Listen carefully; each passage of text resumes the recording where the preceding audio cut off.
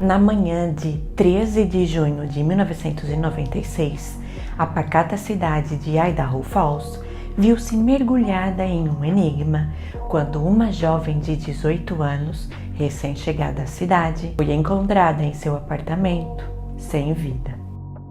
Andy Dodge encontrou-se no epicentro de um mistério sinistro que desafiou as fronteiras do tempo e da compreensão humana. Deu-se início a uma busca frenética pelo responsável por levar Andy, e a história que se desenrolou é repleta de sombras, reviravoltas e descobertas chocantes. Esteja preparado para explorar os recantos mais obscuros dessa trama intrigante, que envolve o destino de uma jovem garota e a luta incansável de uma mãe em busca de justiça. Felizmente, a verdade foi revelada, o que aconteceu com o auxílio da genética forense.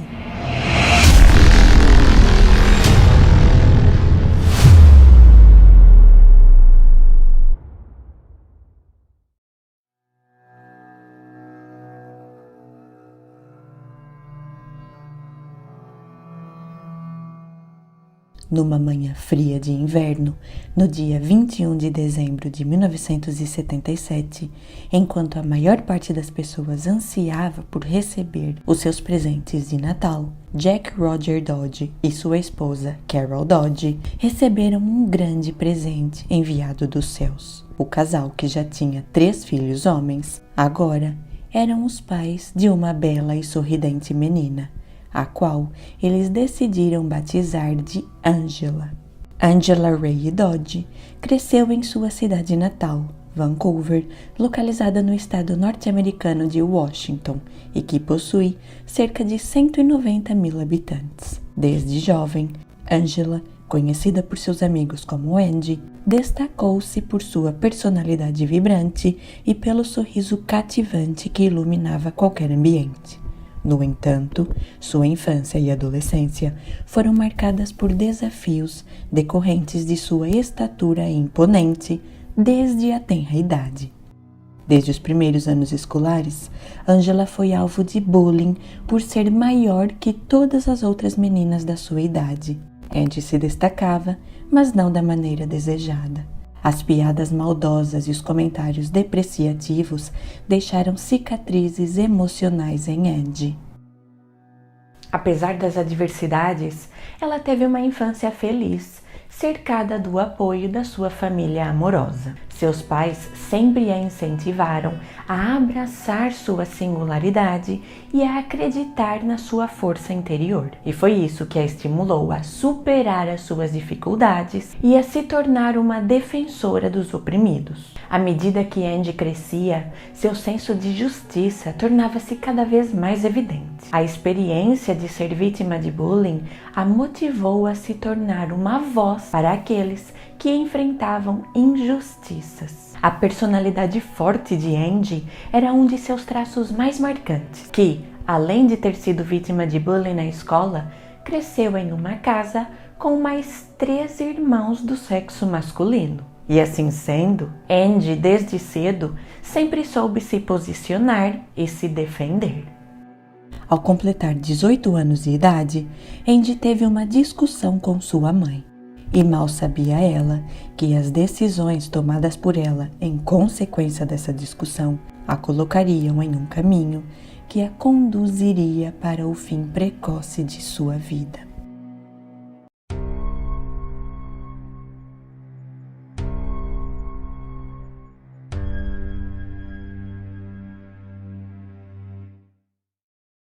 Por ter desrespeitado uma das regras de horário imposta pelos seus pais, Andy levou uma grande bronca de Carol, que era uma mãe amorosa, mas que também educava os seus filhos com pulso firme. E, em maio de 1996, Andy, então com 18 anos e recém-saída do ensino médio, ficou revoltada com a situação. E sabe aquele tipo de discussão comum entre pais e filhos, na qual os pais dizem aos filhos: enquanto você viver sob o meu teto, você vai ter que respeitar as minhas regras? Pois bem, Andy decidiu que era hora de criar as suas próprias regras e tomou a decisão de sair da casa de seus pais. Ela falou com alguns de seus amigos que moravam no estado de Idaho, mais especificamente em uma cidade chamada Idaho Falls, e lá, uma de suas amigas lhe arranjou um emprego em uma loja de cosméticos. Acreditando que ia finalmente viver como queria viver, Andy alugou uma espécie de apartamento, localizado em uma grande moradia que tinha sido dividida em habitações individuais. Com tudo preparado para o início de sua nova vida, como uma jovem mulher adulta e independente, Andy pegou a sua mala e deixou a casa de seus pais, sem sequer dizer adeus. A sua mãe, Carol, ficou com o coração destroçado. Tudo o que ela queria era que a sua filha compreendesse que os limites e as regras que ela impunha eram necessários e benéficos para Andy e seus irmãos mais velhos. Os dias foram passando e Carol não teve nenhuma notícia de Andy, a sua filha de 18 anos, que saiu de casa sem sequer dizer adeus. E agora, após tantos dias, Andy não tinha sequer feito um telefonema para dizer à sua mãe como é que as coisas estavam correndo em Idaho Falls. Até que, 3 semanas depois, mais especificamente no dia 12 de junho de 1996, enquanto Carol estava preparando o jantar, a sua campainha tocou. Com sua intuição de mãe a guiando, Carol correu, atravessando a cozinha e, com seu coração cheio de alegria, chegou até a porta principal da residência. Ao abri-la, do lado de fora, ela encontrou a sua filha Andy, que em seus olhos, além de lágrimas, tinha um sentimento de desorientação. Carol recebeu Andy de braços abertos e, dentro de poucos minutos, a garota estava sentada no sofá da sala, com a sua cabeça apoiada no colo de sua mãe, de coração aberto.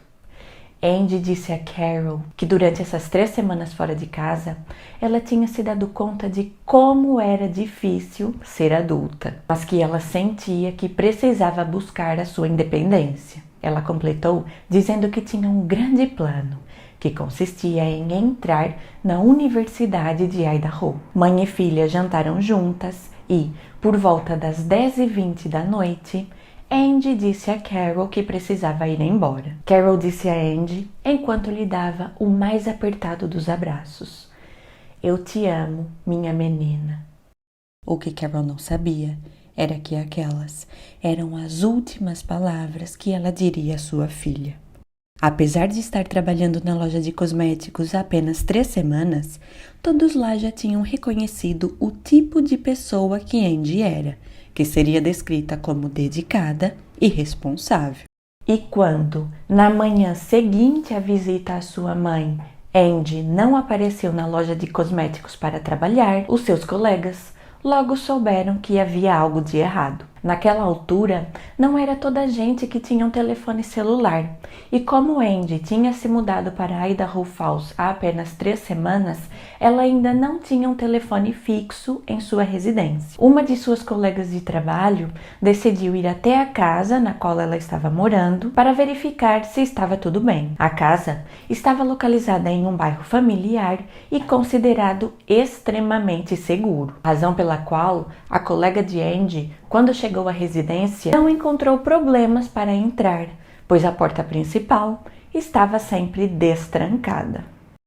Era quase 11 da manhã e o sol de verão brilhava intensamente no céu. A colega de Andy entrou na residência e subiu as escadas que davam acesso ao seu apartamento, com a certeza de que ia encontrar Andy em sono profundo ou então correndo de um lado para o outro da casa, se arrumando cheia de pressa por ter dormido mais do que era suposto. Entretanto, a colega de Andy estava muito enganada. Nada teria sido capaz de a preparar para o que ela iria encontrar. Na sala, tudo parecia estar organizado. Entretanto, ao chegar ao quarto, a amiga de Andy se deparou com um cenário de horror. As paredes estavam cobertas de manchas vermelhas e no chão, ao lado da cama, estava a jovem de 18 anos, Angie Dodge, sem vida. Considere se tornar um membro do canal, pois assim você terá acesso a diversos benefícios, incluindo imagens das evidências dos casos. Em uma mistura de pânico, luto e desespero, a garota correu até o apartamento do lado e pediu à vizinha para chamar a polícia o mais rápido possível, pois a sua amiga tinha sido assassinada.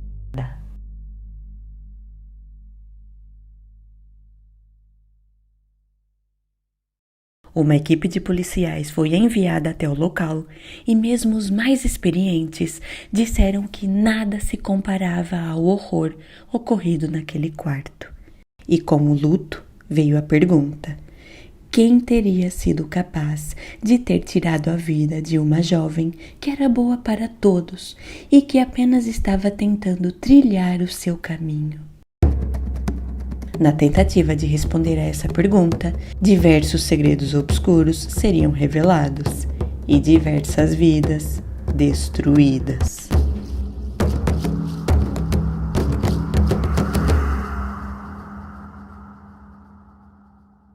Com as informações obtidas através de uma análise pós-mortem realizada no corpo de Angie, foi possível determinar que o seu algoz tinha entrado na residência, levando consigo um pequeno objeto perfuro-cortante, possivelmente um canivete de bolso.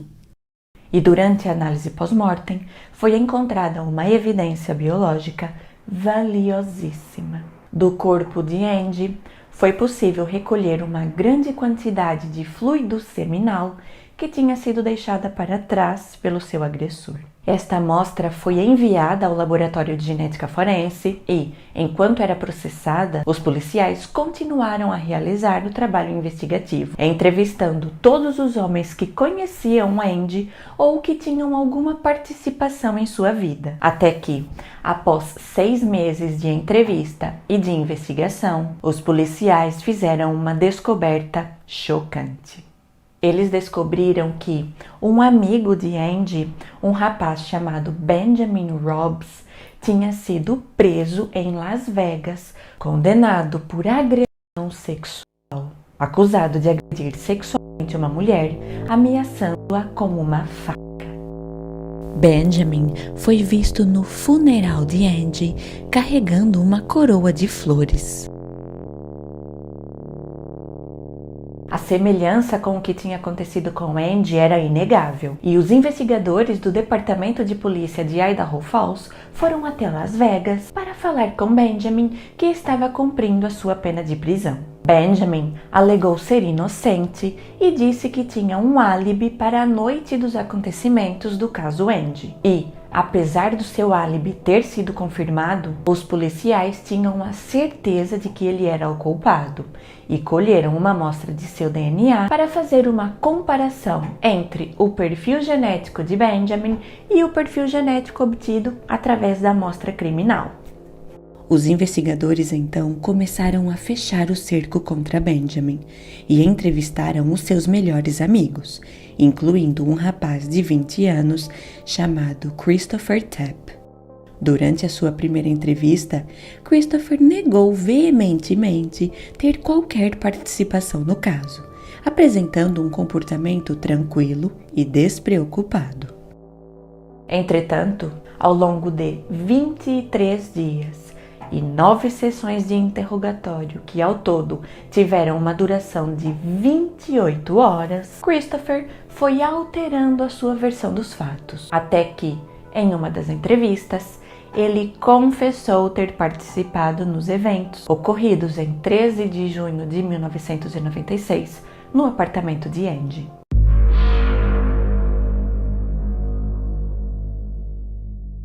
Christopher alegou não ser o responsável por tirar a vida de Angie. Ele disse que apenas a tinha imobilizado e que o responsável por tirar a sua vida era Benjamin. A mãe de Angie, Carol, devastada pela perda de sua filha amada, agora estava revoltada por ter conhecimento dos detalhes daquela fatídica noite. A investigação parecia caminhar para o fim e a justiça seria servida. Mas a descoberta de uma nova evidência causou uma reviravolta no caso.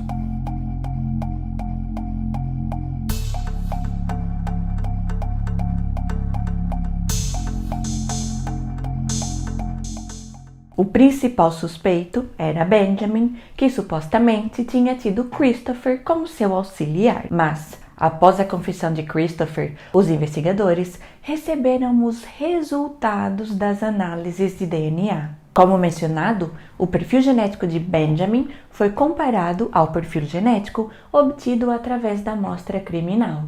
E esta análise revelou que não havia uma correspondência, ou seja, o fluido seminal encontrado no corpo de Angie não era proveniente de Benjamin. Uma amostra de Christopher também foi analisada e os resultados indicaram que ele também não era o doador daquela amostra. Christopher, então, mudou mais uma vez a sua versão dos fatos, dizendo que ele próprio era o responsável por ter tirado a vida de Angie. Entretanto, o perfil genético de Christopher também não correspondia ao perfil genético obtido através da amostra criminal. E ele então explicou que na noite dos acontecimentos havia um outro indivíduo dentro do apartamento. Christopher parecia não estar disposto a dizer quem ele era. E, entre alguns nomes, ele mencionou o nome Mike. Os investigadores tentaram descobrir quem era o tal Mike mencionado por Christopher, mas eles simplesmente não conseguiam encontrar ninguém com esse nome e que tivesse alguma ligação com Angie. De qualquer forma, por ter confessado, Christopher foi levado a julgamento. Entretanto, quando ele ficou frente a frente com o juiz, ele novamente mudou a sua versão dos fatos. Ele, que até então dizia ser culpado, frente a frente com o juiz, disse que era inocente e que só tinha dito tudo o que tinha dito por ter sido coagido pelos policiais. A sua defesa disse que ele de fato era inocente, pois o seu DNA não tinha sido encontrado dentro do apartamento de Angie nem em seu corpo.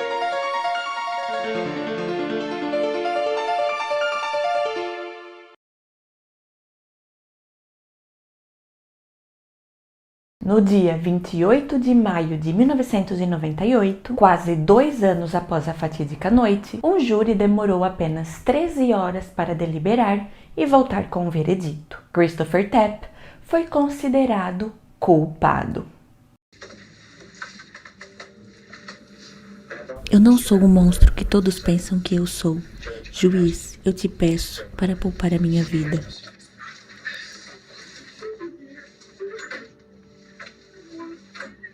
Como ele se atreve a pedir para que lhe poupem a vida, enquanto a Angie implorou pela dela? Como ele se atreve?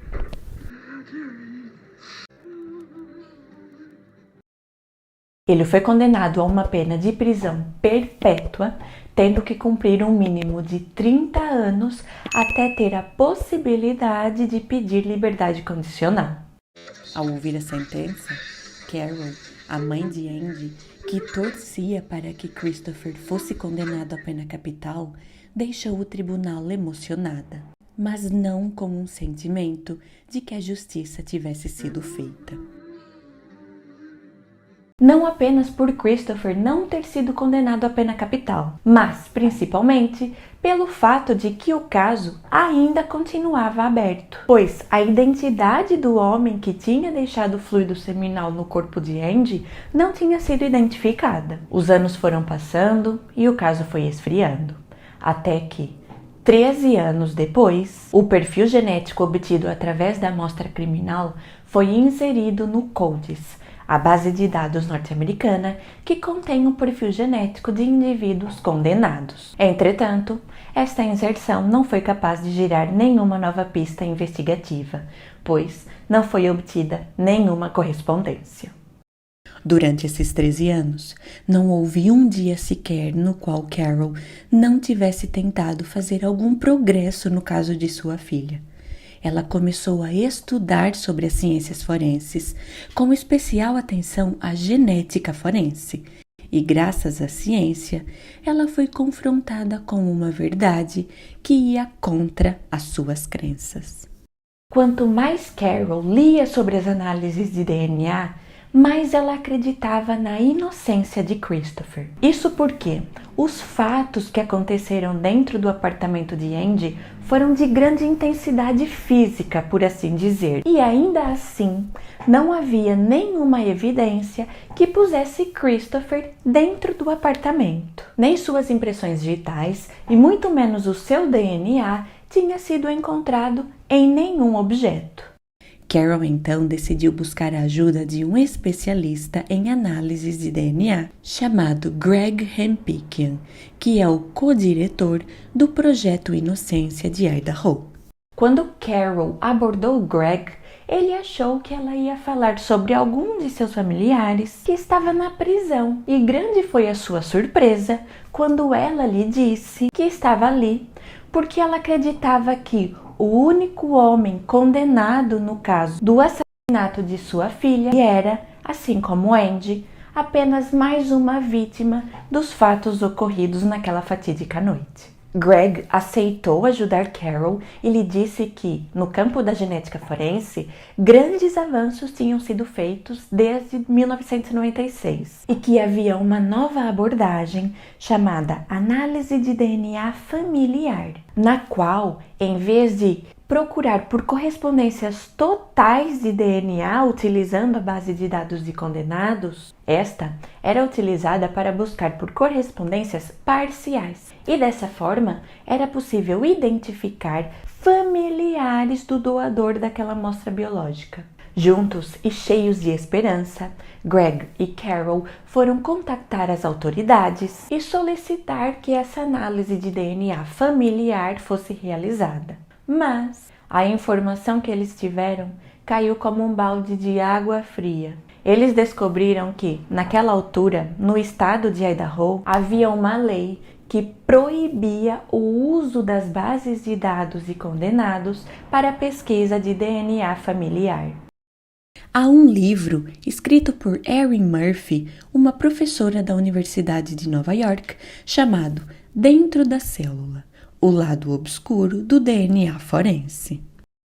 No livro, Erin discute sobre a utilização do DNA no contexto criminal. E acerca do DNA familiar, ela afirma que não é correto utilizar o DNA de um indivíduo para saber se o seu filho, pai ou primo cometeu algum crime. Mas e você?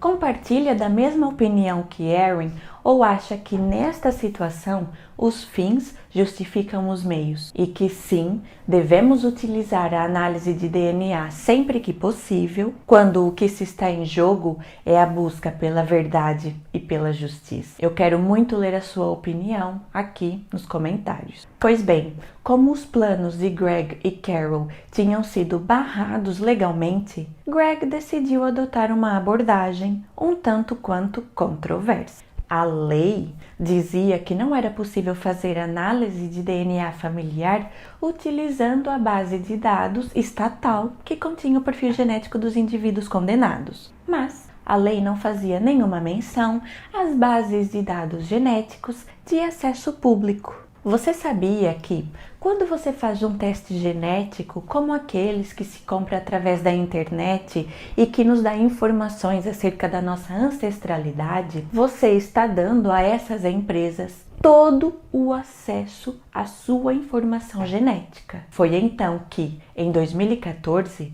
Greg, com o auxílio de advogados contratados por Carol, decidiu inserir a informação genética obtida através da amostra criminal em uma base de dados pertencente ao Ancestry.com.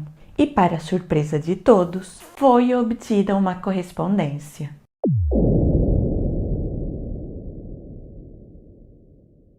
Para tal análise, foram utilizados 35 marcadores genéticos localizados no cromossomo Y, que é passado de um pai para todos os seus filhos do sexo masculino. E eles encontraram um indivíduo que apresentou correspondência em 34 dos 35 marcadores investigados. E os advogados conseguiram que fosse emitido um mandado para que o Ancestry.com revelasse a identidade do indivíduo em questão. E, após algumas semanas de trâmites legais, finalmente, o seu nome foi revelado. Ele era Michael Usry.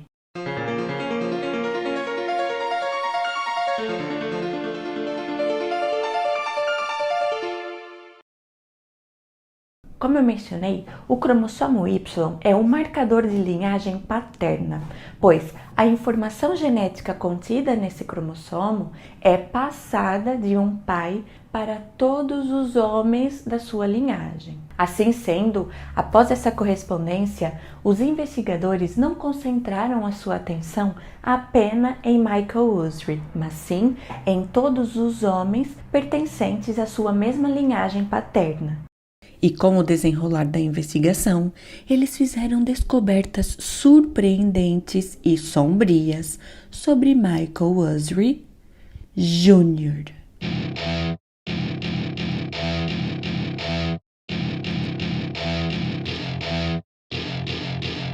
Mike era um produtor de filmes com interesse em histórias macabras.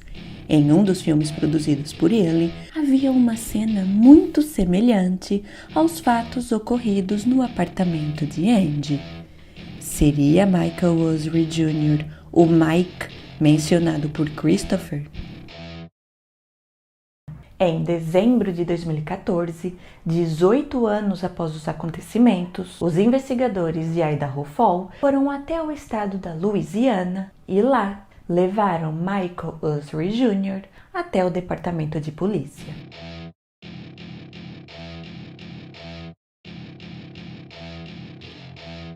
Michael parecia estar totalmente alheio à razão pela qual ele estava sendo levado. E, ao chegar ao departamento de polícia, os investigadores apenas o questionaram acerca das suas viagens e perguntaram se em algum momento ele tinha estado na cidade de Idaho Falls. Michael, que na altura dos acontecimentos, em 1996, estava com 19 anos de idade, disse que sim, ele já tinha ido até Idaho Falls, pois ele tinha lá diversos amigos. Com essa resposta, os investigadores apenas lhe mostraram o mandado e ordenaram que ele abrisse a boca, pois eles iriam colher uma amostra do seu DNA. Após a colheita do material biológico, Michael Usry Jr. foi dispensado. E, ainda na rua, ele ligou para um amigo narrando tudo o que tinha acabado de acontecer. O seu amigo lhe perguntou qual era o caso que eles estavam investigando, ao que Michael respondeu que eles disseram que não podiam lhe dar nenhuma informação. Tudo o que ele sabia é que era um caso de assassinato de grande repercussão que tinha acontecido em Idaho Falls em 1996. Com essa informação, o amigo de Michael, que estava à frente do computador, 20 segundos depois, lhe disse: "Aqui está, encontrei. É o caso do assassinato de Andy Dodge." Amedrontado, Michael foi para casa e, durante os dias seguintes, não conseguiu pensar em mais nada a não ser que, a qualquer momento, a polícia iria estar novamente batendo na sua porta. Os policiais não lhe tinham dito nada de concreto, até que um de seus amigos, que era jornalista, teve acesso a documentos, os quais ele mostrou a Michael. Este, então, fez diversas descobertas, incluindo o fato de que os policiais tinham chegado até ele através de uma correspondência de DNA entre uma amostra criminal e o perfil genético do seu pai. Michael tinha a certeza de sua inocência e, com essa informação, ele começou a se questionar se algum dos homens da sua família, até mesmo o seu pai, podia ser o responsável por ter tirado a vida de Andy Dodge. O pai de Michael tinha colaborado com um programa de genealogia realizado pela igreja que ele frequentava, e por essa razão ele tinha fornecido uma amostra de seu DNA. A correspondência obtida entre Michael Usry, pai, e a amostra criminal consistia em 34 de 35 marcadores investigados no cromossomo Y, que é comum a todos os homens de uma linhagem paterna. Michael Usry não podia ser o doador daquela amostra, pois se fosse, a correspondência seria total. No momento da replicação do DNA, podem ocorrer certos erros que fazem com que o número de repetições de um marcador genético presente em um pai seja diferente do número de repetições do mesmo marcador no seu filho. E assim sendo, essa correspondência podia indicar que um descendente de um ancestral muito distante de Michael Usry fosse o doador da amostra de fluido seminal encontrada no corpo de Andy. Ou seja, ele podia ser alguém que descendia da mesma linhagem, mas que não era um parente próximo. Michael viveu dias angustiantes, até que, em janeiro de 2015, ele recebeu um e-mail.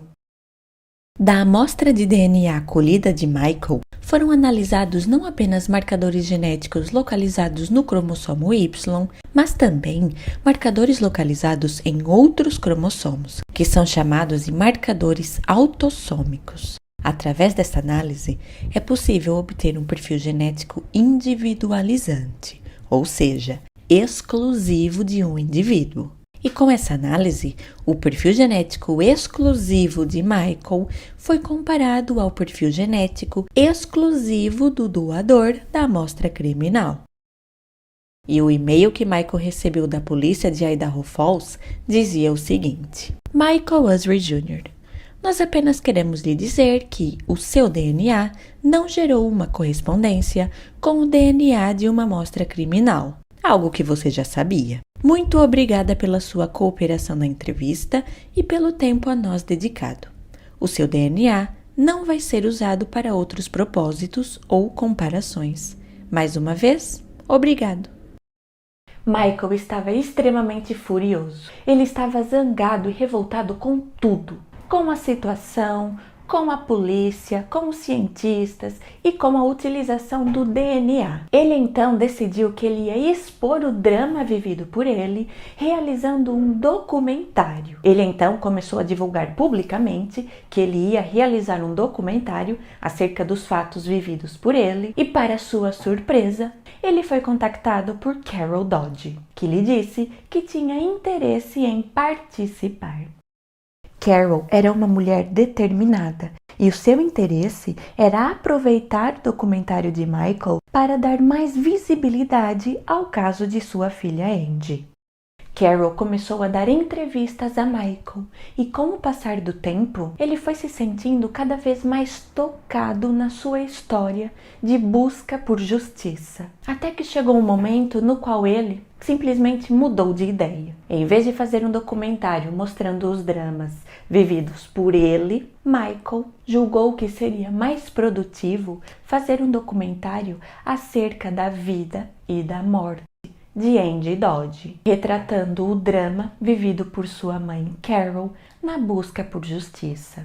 Ele então mergulhou de cabeça no caso e descobriu que Christopher, o homem que estava preso desde 1998, desde seu julgamento, estava dizendo que só tinha confessado por ter sido coagido e que não havia nenhuma evidência que apontasse para sua presença no apartamento de Andy. E quanto mais Carol e Michael aprendiam sobre as análises de DNA, mais eles tinham a certeza de que Christopher era inocente.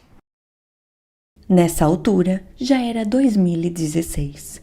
Christopher, agora com 40 anos de idade, era o preso de número 56265 há exatamente 2 décadas. Há 20 anos, ele dizia ser inocente, mas ninguém lhe dava ouvidos. Até que um juiz da Suprema Corte, chamado Mike Heath, que tinha um projeto no qual ele tentava dar uma segunda chance a pessoas que ele acreditava terem sido presas injustamente, deparou-se com o caso de Christopher Tapp. O juiz fez uma descoberta reveladora. Ele teve acesso a vídeos nunca antes vistos. E agora, vocês vão ver alguns trechos dessas filmagens. As gravações eram referentes aos 7 testes do polígrafo aos quais Christopher tinha sido submetido, e as imagens não tinham sido exibidas, pois o teste do polígrafo não é considerado uma evidência científica admissível em tribunal. Este teste é muitas vezes utilizado para avaliar a credibilidade de uma testemunha, mas no caso de Christopher, ele tinha sido usado como uma arma psicológica. Ao rapaz, então com 20 anos, foi dito que o equipamento era capaz de traduzir os seus pensamentos. Um policial chegou a dizer a Christopher: "Eu, todos os dias, vejo coisas horríveis lá fora. E você acha que eu me lembro de tudo? Claro que não, porque a nossa mente consciente acaba apagando os eventos traumáticos. Então, é possível que você tenha feito coisas horríveis com Andy, mas não se lembre. Só que está tudo lá no seu subconsciente, e este equipamento é capaz de revelar tudo o que lá está." Além disso, as imagens mostravam que os policiais tinham feito diversas ameaças a Christopher, dizendo que ele iria para a câmara de gás. E os policiais são proibidos por lei de ameaçar um entrevistado ou um suspeito. E o juiz, que estava tentando provar a inocência de Christopher, acreditava que aquelas imagens seriam o suficiente para que Christopher conseguisse um novo julgamento. 2 semanas antes da audiência preliminar de Christopher, Michael foi até a penitenciária.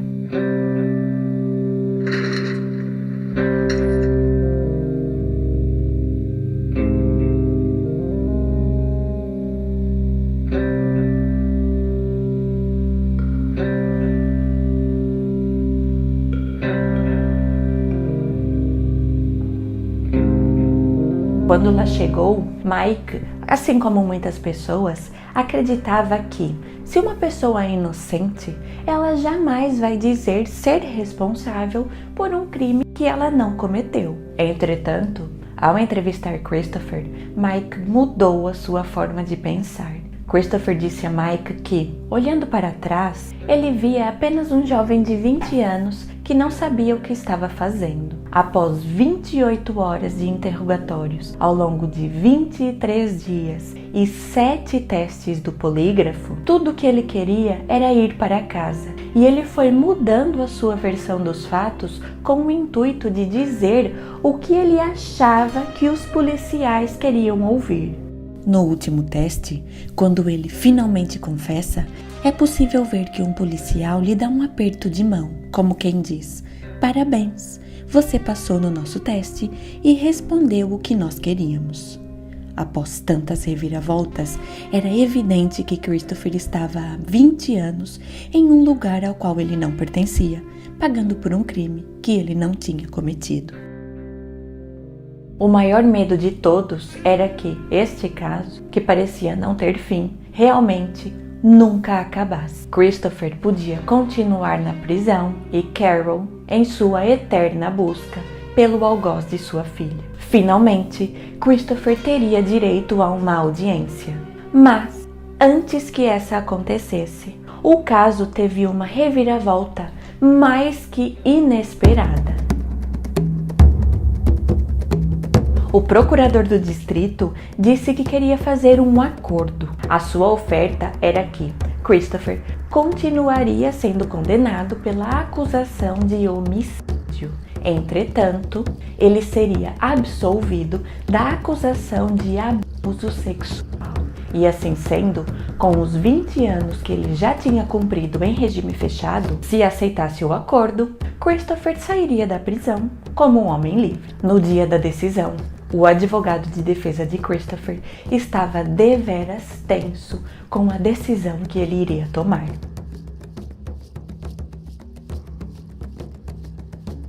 Nós estamos indo para o presídio e o Chris vai ler o acordo da promotoria. Se ele concordar com o que está ali, eu vou assinar e ele vai sair da prisão para o resto de sua vida.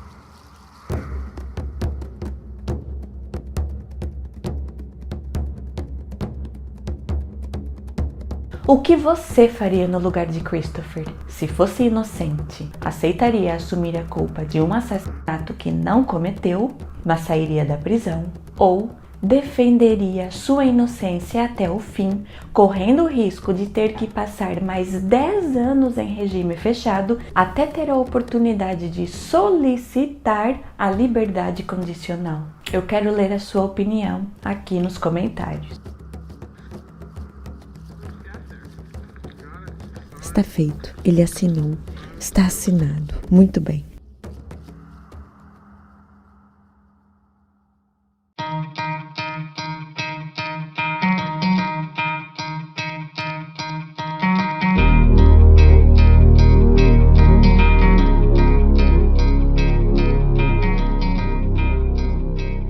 48 horas depois, todos os envolvidos nesse caso foram até Idaho Falls para participar de uma audiência de emergência. Mais de 2 décadas depois, Christopher Tapp voltou a entrar no tribunal, algemado. Carol teve o direito de dar o seu depoimento de impacto de vítima. Ela afirmou que o seu testemunho não seria de vítima, mas sim de sobrevivente. As únicas vítimas dessa tragédia sem fim eram a sua filha Angie, que teve a sua vida interrompida aos 18 anos de idade, e Christopher Tapp, que foi enviado para a prisão aos 20 anos para pagar por um crime que ela tinha a certeza que ele não tinha cometido. E finalmente, após 21 anos, Christopher Tapp iria sair dali mesmo daquele tribunal como um homem livre. As suas algemas foram retiradas e a primeira pessoa a lhe dar um abraço foi Carol.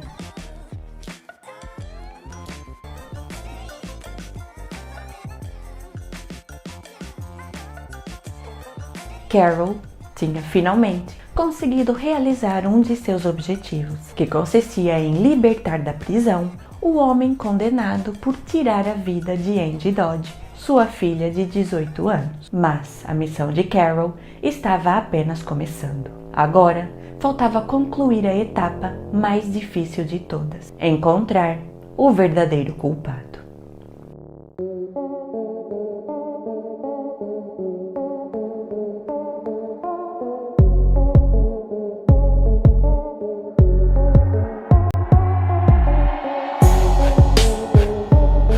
Conseguimos! Lá está ele! Ao longo de 2 décadas, a investigação do caso Angie Dodge teve diversas reviravoltas. Agora, vamos mergulhar no capítulo final dessa história, que culminou com a identificação do verdadeiro culpado. Ela era minha única filha e eu espero que ele se entregue e torne as coisas mais fáceis para todo mundo. O pai de Angie faleceu em 2004, mas a sua mãe, Carol, nunca desistiu de fazer justiça pela sua filha. O perfil genético obtido através da amostra de fluido seminal recolhida do corpo de Angie foi inserido na base de dados criminal norte-americana, que contém o perfil genético de indivíduos condenados. E além desta base de dados, o perfil genético do criminoso também foi inserido em uma base de dados de acesso público. Entretanto, através dessas abordagens, não foi possível obter nenhuma correspondência. A informação genética obtida através daquela amostra foi então submetida a uma análise chamada fenotipagem de DNA. A fenotipagem de DNA representa uma evolução significativa nas investigações utilizando o DNA, pois essa abordagem oferece a possibilidade de determinar as características físicas de um indivíduo com base em sua informação genética. Ao contrário da análise de DNA tradicional aplicada no contexto forense, que se concentra em determinar e comparar perfis genéticos, a fenotipagem explora características visíveis, como por exemplo a cor dos cabelos e a cor dos olhos de um indivíduo. Essa técnica inovadora baseia-se na compreensão de genes associados a traços fenotípicos. A partir de uma amostra de DNA, é então possível obter informações sobre as características físicas, que anteriormente só poderiam ser determinadas através da observação direta. Nas investigações criminais, a fenotipagem de DNA desempenha um papel crucial quando as pistas tradicionais são limitadas. Agora, imagine um cenário no qual uma amostra de DNA é recolhida de uma cena de crime. A partir dessa amostra, é obtido um perfil genético e quando não há um suspeito com o qual esse perfil genético pode ser comparado, essa informação genética, obtida através da amostra criminal, pode ser inserida em uma base de dados.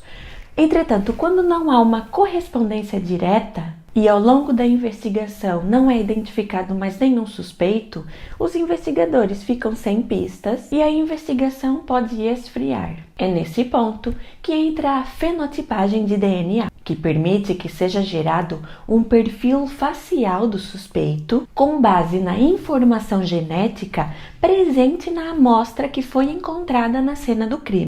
Este retrato é chamado de retrato ou perfil fenotípico e serve como uma representação visual do possível suspeito, auxiliando na investigação.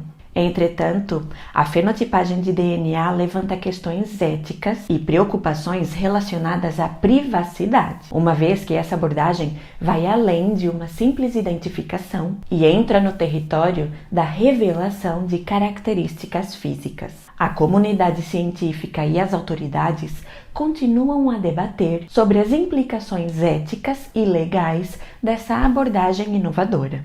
No caso Andy, os investigadores do caso contactaram Michael Usry Jr., que, como mencionado no vídeo anterior, cujo link eu vou deixar aqui no primeiro comentário fixado, podia ser um familiar do suspeito. Michael foi até a delegacia para ver o retrato fenotípico do suspeito. Ele estava cheio de medo e apreensão, pois ali podia estar o retrato de um de seus familiares. Ele chegou na delegacia e, com as mãos trêmulas, abriu o envelope. Para o seu alívio, o indivíduo que estava ali representado naquele retrato fenotípico não apresentava semelhanças físicas com nenhum de seus familiares. Na tentativa de descobrir alguma pista que auxiliasse na identificação do algoz de Andy, o retrato fenotípico do suspeito foi então divulgado de forma massiva. Mas, infelizmente, não surgiu nenhuma testemunha. Carol, a mãe de Andy, ainda assim não desistiu. Confiante de que o DNA seria a peça fundamental para identificar o responsável por tirar a vida de sua filha, Carol decidiu adotar uma outra abordagem.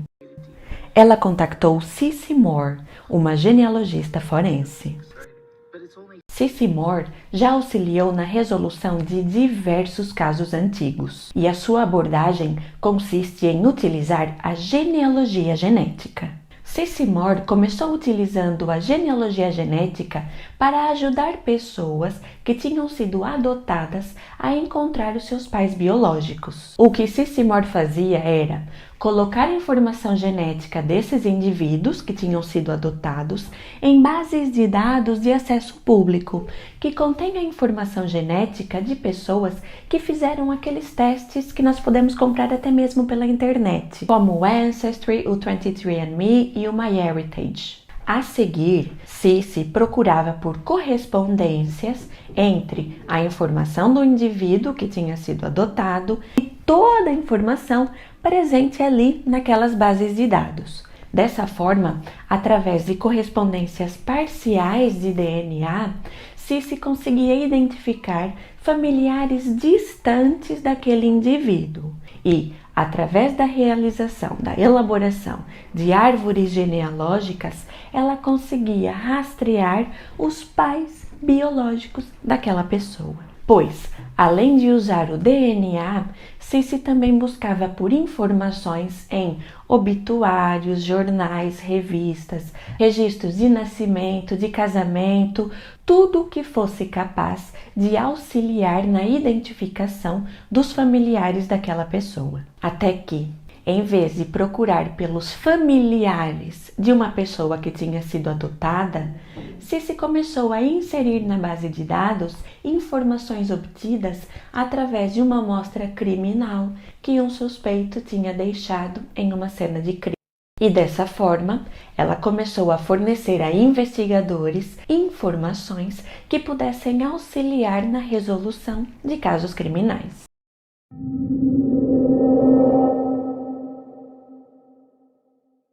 Nessa altura, já era 2017. Os policiais que tinham trabalhado no caso Andy na investigação inicial e, como vocês viram no vídeo anterior, não tinham tido assim uma conduta muito ética, nessa altura já estavam todos aposentados. E agora, os responsáveis pela investigação estavam de fato interessados em encontrar o responsável por tirar a vida de Andy Dodge. Quando eles foram contactados por Carol e por Cissy Moore, eles disseram que, se existisse alguma possibilidade deles obterem informações que auxiliassem na identificação do verdadeiro culpado, eles aceitariam ajuda sem pensar duas vezes.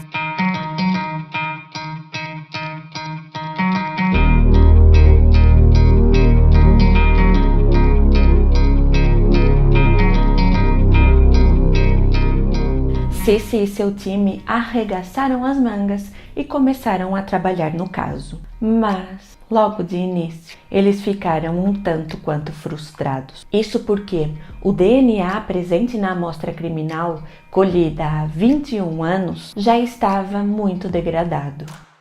Com o coração partido, Cissy foi dar a notícia a Carol, dizendo-lhe que, infelizmente, as únicas correspondências que ela tinha conseguido obter eram com pessoas muito distantes.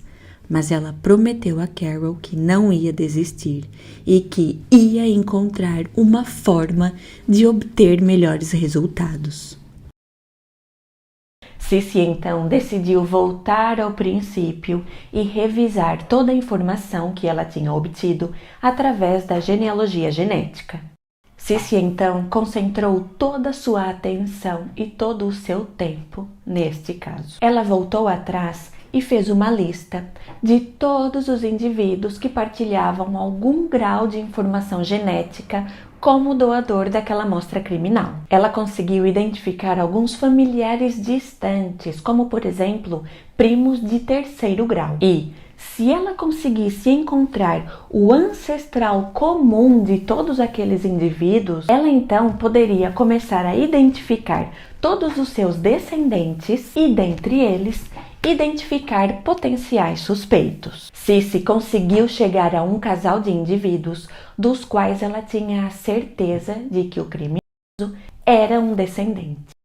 O casal em questão era Clarence Ussery e Cleo Ardis Lathron, e Clarence e Cleo tiveram 5 filhos.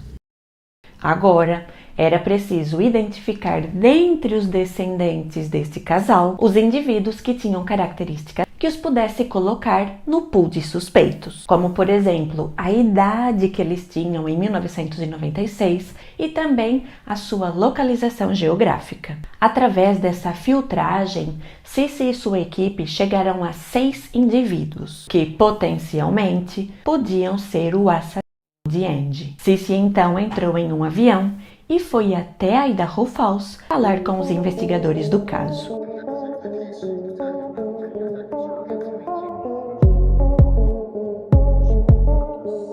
Ela lhes disse que tinha chegado a 6 possíveis suspeitos e que, em 1996, 5 desses 6 indivíduos viviam a mais de 1.000 quilômetros de distância, mas que um deles vivia no estado de Idaho. As informações obtidas através da genealogia genética forense servem como pistas que auxiliam na investigação. Para identificar o verdadeiro doador de uma amostra biológica, é necessário fazer uma comparação entre o perfil genético obtido através daquela amostra biológica, no caso, uma amostra criminal, e o perfil genético obtido através de uma amostra que foi colhida ou descartada por um suspeito. Agora, estava na mão dos policiais conseguir uma amostra biológica do suspeito, para que assim o seu perfil genético autossômico, ou seja, a informação genética que é exclusiva daquele indivíduo, fosse comparado ao perfil genético autossômico obtido através da amostra criminal. Os policiais se reuniram e começaram a traçar um plano que tinha como objetivo conseguir uma amostra do DNA do suspeito. Tudo indica que ele é o cara certo, por isso, se nós conseguirmos algum objeto que contenha o seu DNA autossômico, seria incrível. Muito bem, DNA autossômico. Eu não seria capaz de pronunciar tão bem quanto você. Ok, vamos lá, mãos à obra.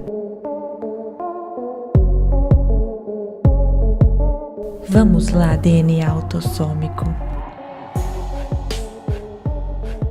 O suspeito, identificado por Cissy, vivia no estado de Idaho, em uma cidade que ficava a cerca de 2 horas e meia de carro de Idaho Falls. Ele era um pai de família que trabalhava em uma fábrica e que vivia em uma zona rural. Esse último ponto se colocava como um grande problema para a investigação, pois, como o suspeito vivia em um local isolado, seria muito difícil para os policiais passarem despercebidos na tentativa de colher a sua amostra biológica. Havia uma equipe de 8 detetives trabalhando no caso, e além disso, eles pediram ajuda dos investigadores locais da cidade onde o suspeito morava. O primeiro dia consistiu em 14 horas de vigilância e um trabalho infrutífero. Eles não conseguiram obter nenhum objeto descartado pelo suspeito e que pudesse conter o seu DNA.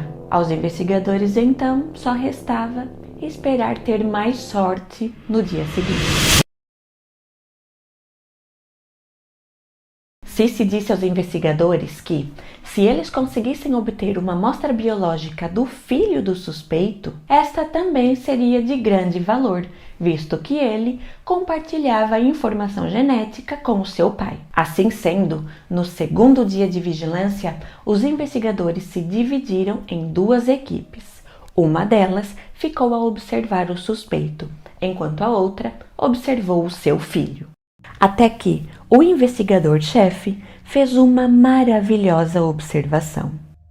Ele verificou que os registros do veículo que o suspeito estava conduzindo estavam expirados. Eles agora tinham uma razão para parar o seu veículo. E além disso, essa situação lhes daria a oportunidade de solicitar que o suspeito se submetesse a uma análise de alcoolemia. Assim, ele sopraria em um etilômetro e, dessa forma, os investigadores conseguiriam uma amostra de seu DNA.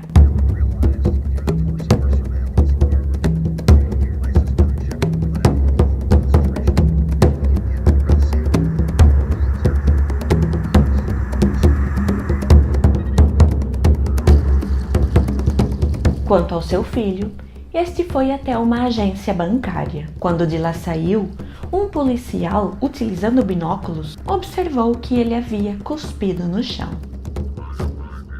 Os oficiais da lei foram até o local e recolheram uma fração daquela amostra biológica.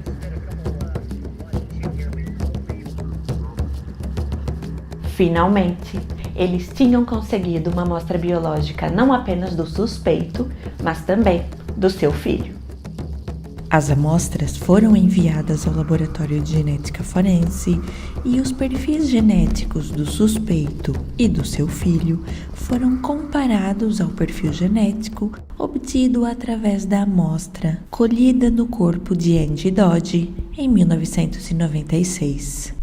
Entretanto, esta comparação indicou que o suspeito, identificado por Cissy Moore através da genealogia genética, não era o doador da amostra encontrada no corpo de Angie.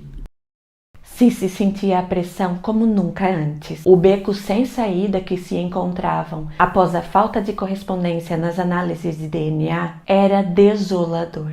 A genealogia genética, sua ferramenta infalível até então, parecia ter falhado, e esse pensamento a deixou em estado de choque. O medo de falhar com Carol, que depositava suas últimas esperanças na resolução desse caso, pairava sobre Cissy como uma sombra ameaçadora. A situação de Christopher Tapp tornava tudo ainda mais urgente.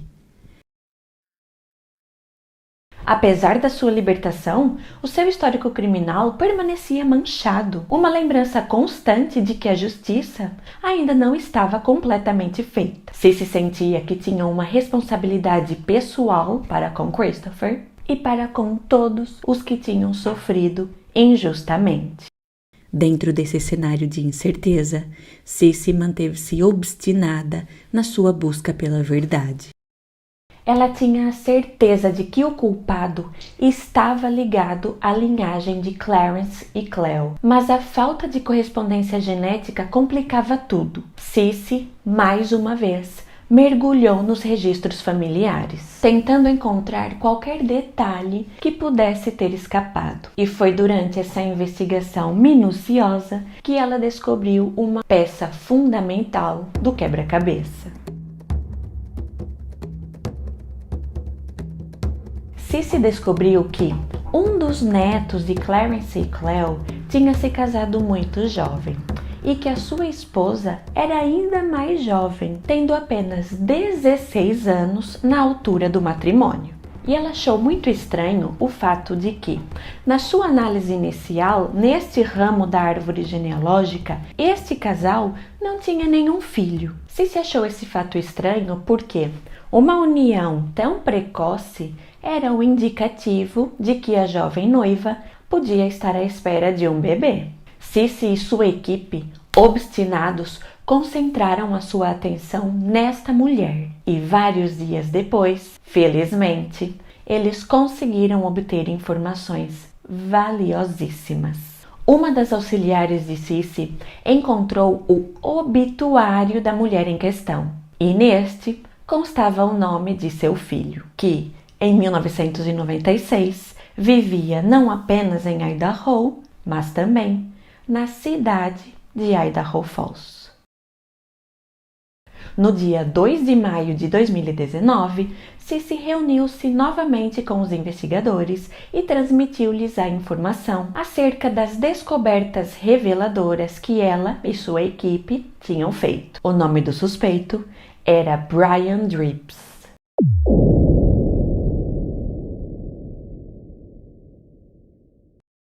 Em junho de 1996, Brian estava com 30 anos, prestes a completar 31. Ele estava passando por um processo atribulado de divórcio e sua esposa estava prestes a dar à luz. E Brian não vivia apenas na cidade de Idaho Falls. Ele vivia em uma casa que ficava exatamente à frente da casa de Angie Dodge. Agora, os investigadores iam voltar a campo com o objetivo de conseguir uma amostra biológica de Brian Drips. E os policiais, concentrados na recolha de uma amostra biológica contendo o DNA do suspeito, não podiam se esquecer de um detalhe crucial. Esta era a investigação de um caso de assassinato. O indivíduo responsável tinha cometido atos terríveis contra Angie e, se ele se sentisse acuado, ele podia a qualquer momento agir de forma inesperada e perigosa. Aquele era o dia de folga de Brian e existia a possibilidade dele sequer sair de casa.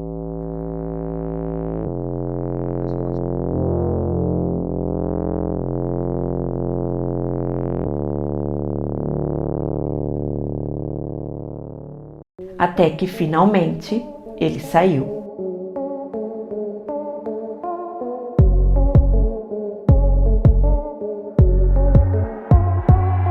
Brian era fumante e o objetivo dos investigadores era recolher uma bituca ou beata de cigarro que ele pudesse descartar pela janela do seu veículo. Tensos, os investigadores seguiram Brian até que viram-no acender um cigarro.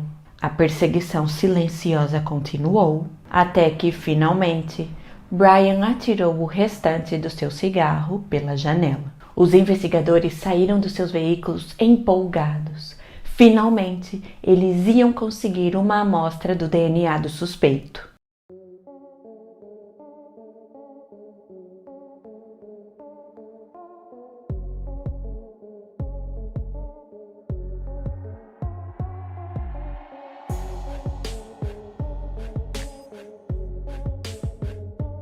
Entretanto, no chão da rodovia, havia diversas bitucas de cigarro e nenhuma delas parecia estar acesa, o que dificultava a identificação da que tinha sido exatamente descartada por Brian. Havia centenas de bitucas de cigarro e analisar todas aquelas amostras seria demasiado dispendioso e demorado. A melhor alternativa era continuar a seguir Brian na esperança de conseguir uma amostra do seu DNA.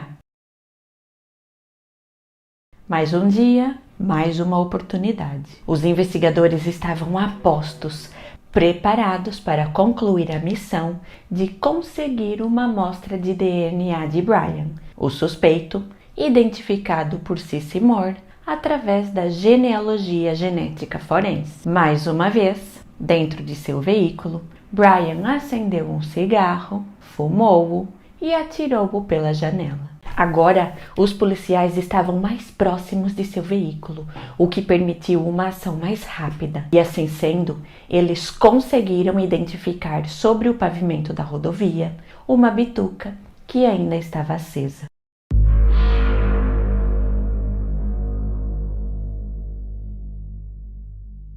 O investigador-chefe ligou imediatamente para Cissy e disse-lhe que eles tinham finalmente conseguido.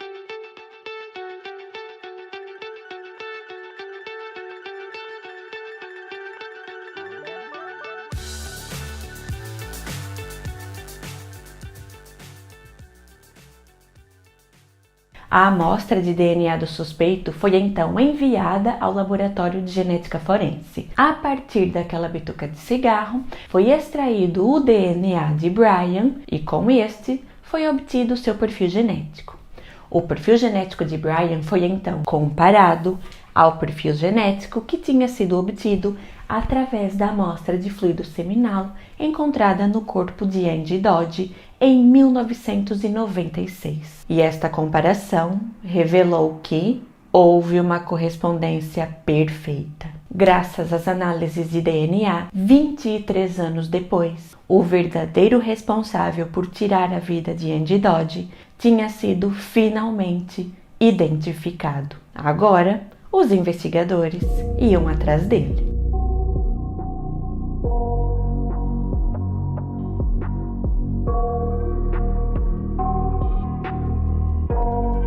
Brian achou que tinha saído impune pelos atos que cometeu na noite de 13 de junho de 1996 e que foram responsáveis por destruir diversas vidas. Mas, graças ao DNA, 23 anos depois, num dia corriqueiro de sua vida, ao sair de uma agência bancária, ele teve uma grande surpresa.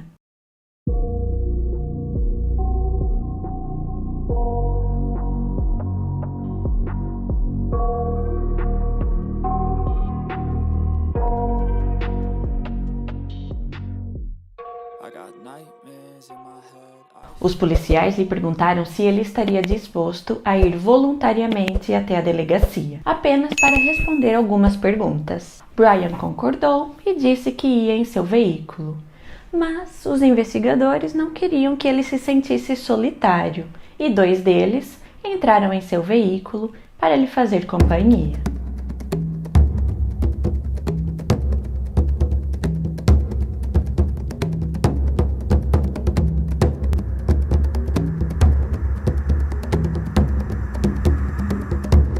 para a surpresa de todos, Brian não dirigiu no sentido da delegacia, mas sim em direção à sua casa. Lá, ele despediu-se de seu cão e disse que agora estava finalmente pronto para ir. Ele provavelmente já sabia o que lhe esperava.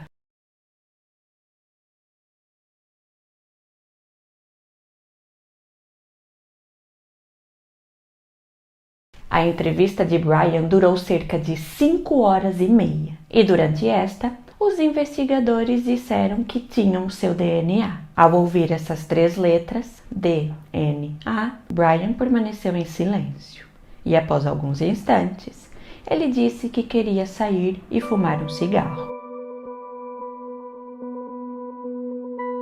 Ele, como estava ali voluntariamente, não podia ser impedido de sair, mas, mais uma vez, os investigadores foram lhe fazer companhia.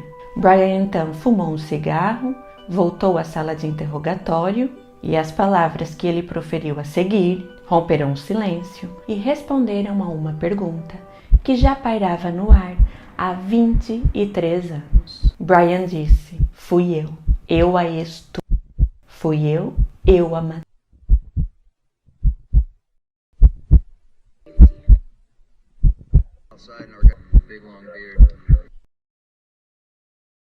Brian disse aos investigadores que já estava observando Andy há alguns dias e que na noite de 13 de junho de 1996 entrou em sua casa com o objetivo de agredi-la sexualmente.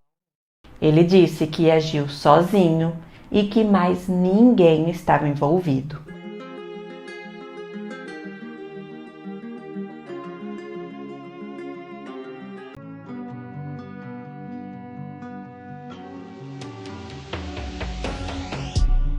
Você é uma super-herói para nós.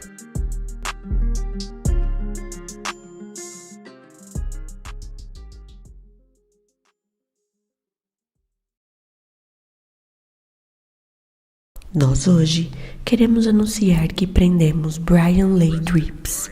O seu DNA corresponde ao DNA encontrado na cena. Carol, por 23 anos, todos os segundos de todos os dias, lutou para fazer justiça pela sua filha. A Andy nos deixou algo muito importante. O que nós aprendemos trabalhando com o DNA neste caso vai ser empregado em muitos outros casos ainda não solucionados. 9 de fevereiro de 2021, audiência de Brian Drips. E quanto à acusação de assassinato em primeiro grau, como você se considera? Culpado.